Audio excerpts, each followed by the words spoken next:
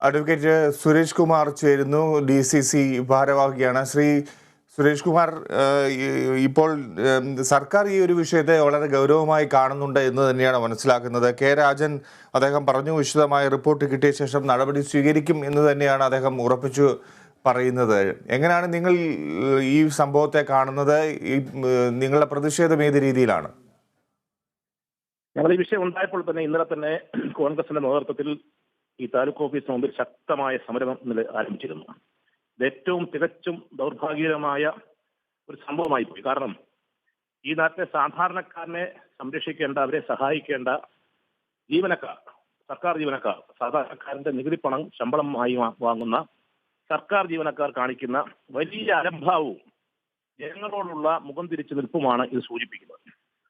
ഒരു ഓഫീസിൽ 60 പേരുണ്ട് ഉള്ളതിൽ 35 പേർ അവധിയെടുത്ത് മൂന്നാറിൽ ഉല്ലാസയാത്രയ്ക്ക് പോകുക എന്ന് പറയുമ്പോൾ അത് ഈ ഗവൺമെന്റിന്റെ ഒരു പിടിപ്പോട് കൂടിയാണ്.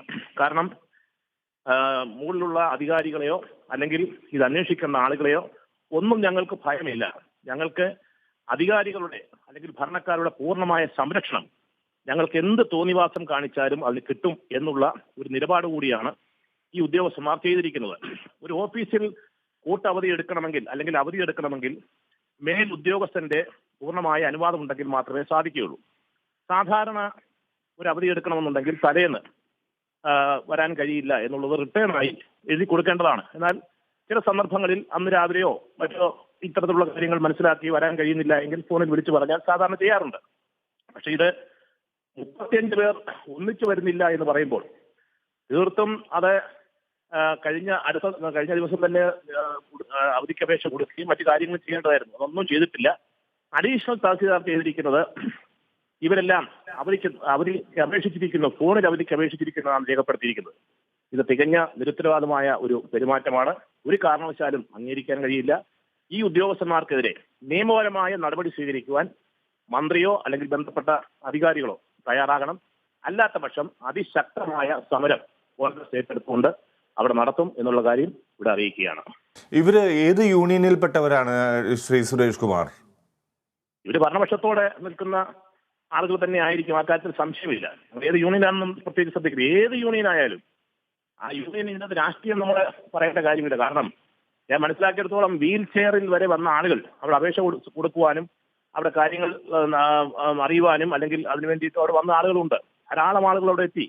അവർക്കൊന്നും രാഷ്ട്രീയം നമ്മൾ നോക്കേണ്ട കാര്യമില്ല. ഉദ്യോഗസ്ഥന്മാർ ഏത് നിലപാട് സ്വീകരിച്ചാലും അല്ലെങ്കിൽ രാഷ്ട്രീയമായാലും ഒരു ഓഫീസിനെ മുന്നോട്ട് കൊണ്ടുപോകേണ്ട ഉദ്യോഗസ്ഥന്മാർ സുഖവാസത്തിനായിട്ട് ഓഫീസിൽ നിന്ന് പോകുന്നതെന്ന് പറയുന്നത് കേട്ടുകേൾവില്ലാത്ത ഒരു സന്ദർഭമാണ്. അതുകൊണ്ട് രാഷ്ട്രീയം ഒന്നും പ്രത്യേകം നോക്കേണ്ട കാര്യമില്ല.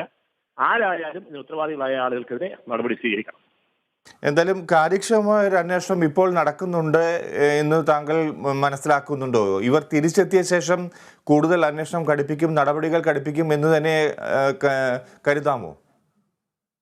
എനിക്ക് അങ്ങനെയുള്ള പ്രതീക്ഷയൊന്നുമില്ല. കാരണം ഈ ഭരണത്തിൽ എല്ലാം രാഷ്ട്രീയമായി കാണുന്ന കാര്യങ്ങളാണ്. ഇപ്പൊ ഈ ഇരിക്കുന്ന ഉദ്യോഗസ്ഥന്മാർ എല്ലാം പറയുകയാണ് ഞങ്ങൾ ഭരണത്തോടൊപ്പം നിൽക്കും, അല്ലെങ്കിൽ ഭരണാധികാരികൾ പറയുന്ന ആ താളത്തിന് തുള്ളും എന്ന് പറഞ്ഞു കഴിഞ്ഞാൽ നാളെ എത്താൻ ഇവർക്ക് യാതൊരു വിധമായ നടപടി ഉണ്ടാകില്ല. കാരണം ഇപ്പൊ ഇരിക്കുന്ന ഭരണകർത്താക്കൾക്ക് അവർക്ക് രാഷ്ട്രീയം മാത്രമാണ് നോട്ടം. തങ്ങളുടെ രാഷ്ട്രീയ പാർട്ടി എങ്ങനെ വലുതാക്കാം, തങ്ങളുടെ യൂണിയൻ എങ്ങനെ വലുതാക്കാം, അതിലേക്ക് കൂടുതൽ അംഗങ്ങളെ എങ്ങനെ കൊണ്ടുവരാം, അല്ലാതെ നാട്ടിലെ ജനങ്ങളോട് ഇവർക്ക് യാതൊരു വിധമായ താല്പര്യമില്ല. അതാണ് കേരളത്തിൽ ഉടനീളം കണ്ടുകൊണ്ടിരിക്കുന്നത്. ഉദാഹരണമായിട്ട് എല്ലാ സ്ഥലങ്ങളിലും ആളുകളെ തിരികെ കയറ്റുകയാണ്. അതിന് ശമ്പളം കൊടുക്കാൻ കഴിയുന്നുണ്ടോ, അല്ലെങ്കിൽ ധനസ്ഥിതി എന്താണ്, ഇതൊന്നും നോക്കാതെ പോവുകയാണ്. അതുകൊണ്ടാണ് കേരളത്തിലെ ധനസ്ഥിതി ആകമാനം തകർന്ന് തരിപ്പണമായിക്കൊണ്ടിരിക്കുന്നത്. അപ്പൊ ഇവർക്ക് രാഷ്ട്രീയം വളർത്തണം. CPM-നെയും അല്ലെങ്കിൽ CPI-യെയും മറ്റുള്ള ഇടതുപക്ഷത്തിന്റെ രാഷ്ട്രീയ കക്ഷികളെ വളർത്തണം എന്നുള്ള ചിന്ത മാത്രമാണ് ഇവർക്കുള്ളത്.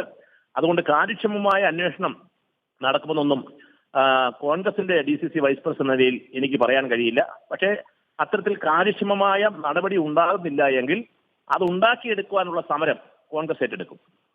അല്ല, അഡ്വക്കേറ്റ് സുരേഷ് കുമാർ, ഇപ്പോൾ ഇന്നലെ തന്നെ MLA ജനീഷ് കുമാർ അവിടെ എത്തിയിരുന്നു, മന്ത്രിയുമായി സംസാരിച്ചു. ഇന്നിപ്പോൾ അല്പം മുമ്പ് മന്ത്രിയുടെ ഒരു പ്രതികരണം വന്നിട്ടുണ്ട്, ഈ സാഹചര്യം പരിശോധിക്കും എന്നൊക്കെ പറയുമ്പോൾ അവർ അത് ഗൗരവമായി തന്നെ ഈ വിഷയത്തെ കാണുന്നുണ്ട് എന്നല്ലേ മനസ്സിലാക്കേണ്ടത്? അല്ല, അത് അത്തരത്തിൽ കാര്യങ്ങൾ കണ്ടാൽ നല്ലതായിരിക്കും. പക്ഷെ കണ്ടു കഴിഞ്ഞിട്ട് നമുക്ക് പറയാൻ സാധിക്കുകയുള്ളൂ. മന്ത്രി ഇപ്പോൾ പറയുന്നത് മന്ത്രിമാർ പറയുന്നതും അല്ലെങ്കിൽ ഇപ്പോഴത്തെ രാഷ്ട്രീയ കക്ഷികൾ പറയുന്നതിലൊക്കെ എന്തെങ്കിലും അർത്ഥമുണ്ടെന്ന് എനിക്ക് കഴിഞ്ഞ കാലങ്ങളിലെ പല സംഭവങ്ങളും കാണുമ്പോൾ മനസ്സിലാകുന്നില്ല.